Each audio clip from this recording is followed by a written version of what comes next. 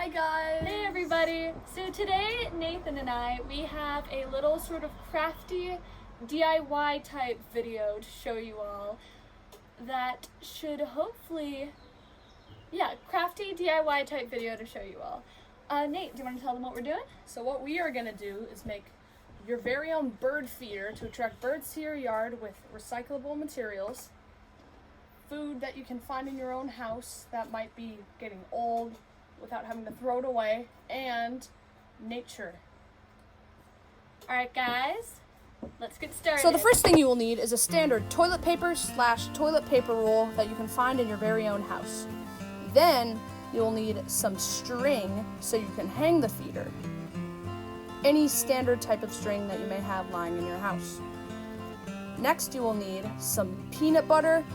Smooth is probably the best way to go, and if you happen to have a nut allergy, don't worry, you can use any type of other spread. So now what you're going to do is you're going to take your thread, feed it through the roll, and tie it into a loop, so that way you can hang your feeder on a branch or really just anywhere you want to hang it.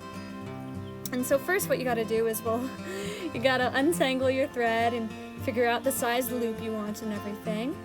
But once you're done doing that, you can make a square knot. And to make the square knot, you want to put the right thread on top of the left thread, fold it under the left thread, so the right thread is now the left thread.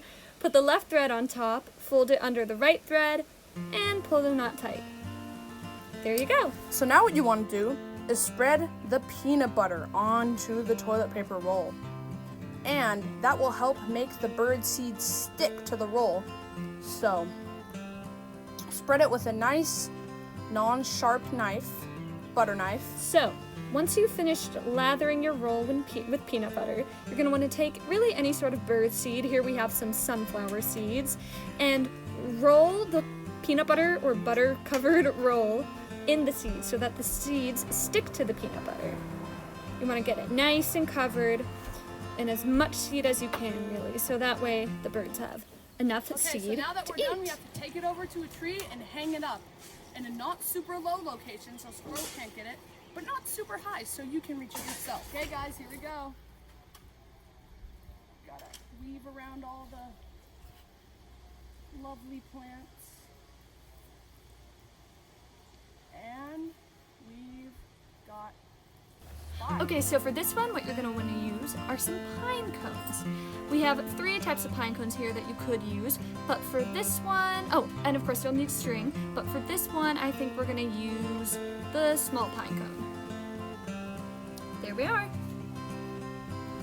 So now what you have to do is weave through the notches and divots of the pine cone and tie a regular knot around it with the main string in the end, so that part is secure. Then, now what you have to do is tie a square knot to make a loop so you can hang Okay, it. so similarly to what you did before, you're just gonna take the peanut butter or whatever type of nut butter or butter you're using and lather it all over the pine cone, including the bottom if you want. Just get the pine cone fully covered in peanut butter so it's all nice and sticky, so that way now what you have to the do seeds is will stick grab the pine onto cone the in butter. the seed and let the peanut butter grab on to the sunflower seeds. This will make a delicious treat for the birds. And as you can see, the peanut butter is doing very well sticking onto the seeds. We're back at the same tree. It's going well, and we're about to hang it up. Once again, go around all the leaves, find a nice spot to hang it up without hurting the tree. Find a nice spot where it can't fall. You find this divot right here like I did. And shabam, there you go. Tra-la. Okay, so for this next feeder, you are first going to need an orange. Yummy, yummy citrus. So now what we have to do is cut the orange with a sharp knife. Be careful. Parent supervision is highly advised. Always cut away from your fingers. And make sure not to cut yourself. And try to be as safe as possible. So now what we have to do, cut it in half. Let's choose a half.